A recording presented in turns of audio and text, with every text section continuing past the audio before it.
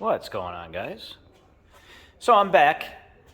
Been a little MIA. If you watch me, then you know that the shop always comes first and YouTube stuff comes second.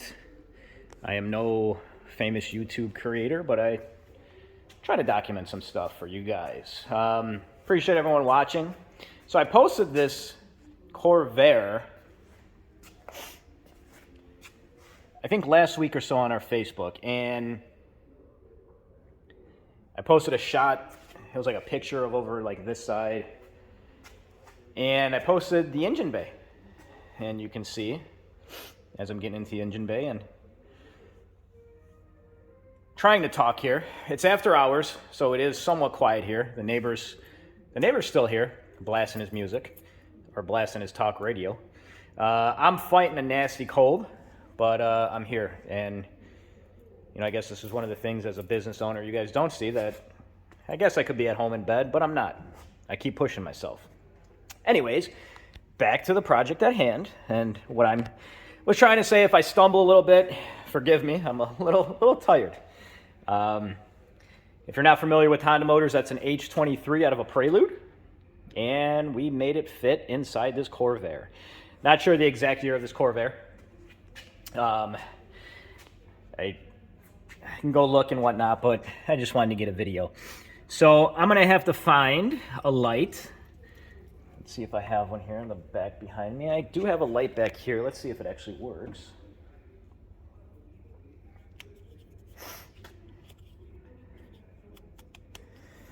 Hold on, bear with me. There you go. So, H23 motor, Corvair, we got it to work. It's utilizing a 3-speed power glide that is tucked away a little bit back there. That's what I'm trying to showcase, you guys. You can see those big old ducts. Those ducts are for that's how they actually heat the inside. So it brings warm air from the engine bay. Now, as far as we know, and as far as the owner knows, I believe, there has been one person, or whatever you want to say, that has done this swap in the world that we know of. And let me just say this. There's a lot involved. It might seem like it kind of fits in there, and you can see the custom mounts that we made, and we still got to weld a little bit. Got a little bracket down there. We got to secure the battery still. Still not finished with it, but I wanted to get a quick video of it, and I will actually start it for you guys. What I was going to try to show you too, is I got my light here. There's a lot of cutting involved on the firewall. Now, if you're not familiar with setups and whatnot, and you really never want to cut the firewall, and we got the okay from the customer, and we told them the only way not to cut the firewall on something like this would be a custom intake manifold, because you could see the clearance. And what we're going to do for the intake is a 90-degree coupler will fit on there, and then we can shoot some pipe somewhere coming this way. And I'm going to be right back because I'm getting a phone call. Hold on one second. So as I was saying, there's a lot of cutting involved. If you wanted to not cut where the distributor is sitting, well, we would have to go with some kind of distributorless system. And we're not even talking about Honda at a coil on plug, because you still use a stock distributor. So there's really no way around it. We had to cut into it and didn't want to, and he said go ahead. Now, the radiator is just in here for mock-up. It's an old radiator that we just have. It doesn't have any coolant or antifreeze ran through it. Literally, we're going to take it out and figure that one out. But you can see how it fits. It's an old dirty radiator. You can see all the crusties in there too. So basically, we need to get it to this point. And if we go inside here, we go inside the back. And I will say the back seat is very comfortable. And you may ask me how I know the back seat is comfortable. Well, I had to be in the back because my computer ultimately is back here, and we're running it on currently like a chip DCU setup. But here's our wiring. Here's everything that's coming through the hole. All the wiring was custom. Let me sneak back here, not to bang my head. We have everything ran off of relays, and everything is literally like it's like an OEM car. You get in, you turn the key. We have an inline fuel pump because the original gas tank didn't have a fuel pump. That's where we're at. So we got a lot of comments where people thought this was fake when I posted the pictures. It's not. It's real. And the customer picked this motor. He's not looking for speed. Let me see if I can. Camera looked a little blurry. He's not looking for speed at all. He just wants a cruiser and he wants it to be reliable. And as I'm going through here, I'm just looking at little stuff. You can see the map sensor bracket. So normally the map sensor on these motors come on the firewall. Well, so there's no spot on the throttle body. My guy made a little custom map bracket, which is very, it's just like the small details. And I'm trying to get it here. You can see what I'm talking about. It's the small details. So the thing looks stock. Everything looks stock. Looks like it's meant to be in there. The battery, he wants to put it in the front, which is fine. I almost said the back because that's where we usually relocate batteries. But he also wants to do a lot of work himself that's going to save him money in the long run. We had to get the big stuff out of the way, the wiring stuff out of the way. And right now it doesn't have a muffler system on it either. The exhaust just goes straight out the side. So you can see it over there. Here's the mufflers that he actually supplied, but I don't know how they're going to work. I don't know how you're going to make them fit. And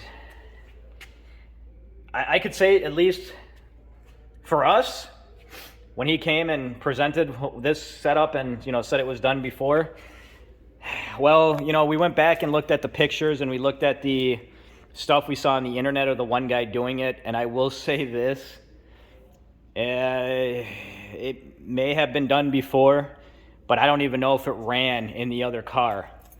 And if it did run, they did some customs. It was a real custom setup, if I recall, like with the ignition and stuff. So there you go. The Corvairs are supposed to be really cheap too. So if you're in the market of a nice old school cruiser, definitely a different setup. This is something maybe for you. Now what I'm going to do is I'm going to go get the battery charger. I'm going to hook it up. I'm going to hook my tripod up. And I'm going to go inside. And I'm going to start this thing. And it's a sweet setup. I mean, it's old school. Of course it's old school because it's old.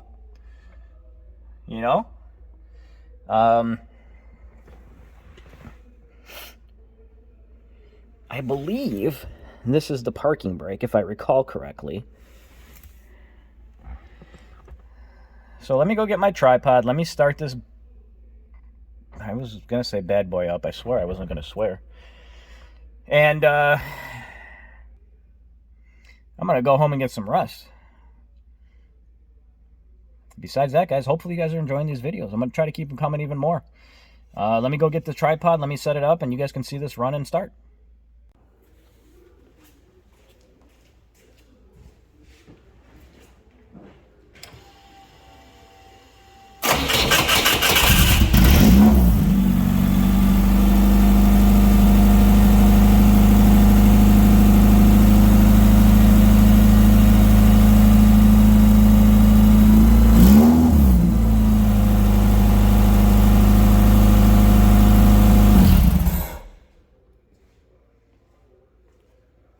There she is, guys.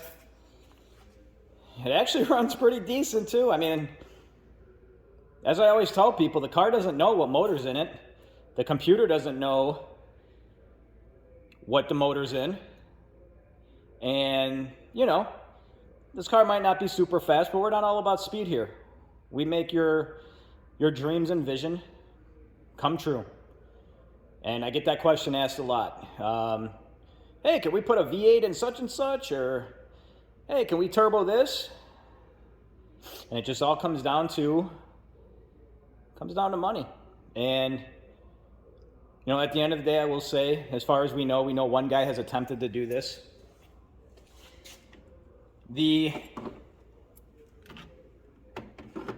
When you look at a project, you have to think about how often the project has been done. How mass produced is it? And that's going to give you a good idea how much a setup is going to cost to get it done. Now, you know, let's just take an LS into consideration. Put an LS in pretty much anything nowadays. They make the mounts, they make everything custom, right? Well, this is a one-off setup. So when we had, or you could call it a two-off setup, whatever you want to call it. You get my drift, hopefully. When we had issues where we had to get something to fit, there was no turning to, hey, let's look it up online. No. Which just requires more time at the end of the day. And more time is money. But it just depends how custom you want something. Depends what you're after. I don't know if this one's actually going to be driven out of here, just because right now I need to figure out where we're at on everything. If he wants to go home and do stuff do things himself. Sorry, like I said, a little under the weather, not feeling the greatest. And so yeah, I don't know if we're gonna get a good video of this thing driving away. I think he's gonna go home ultimately and do a lot of stuff himself, maybe even the exhaust work, maybe remounting the battery. He can even install a fan.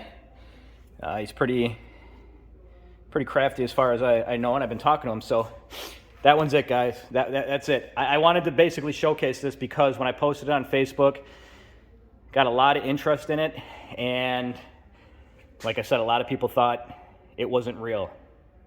And it's real, baby. It's real.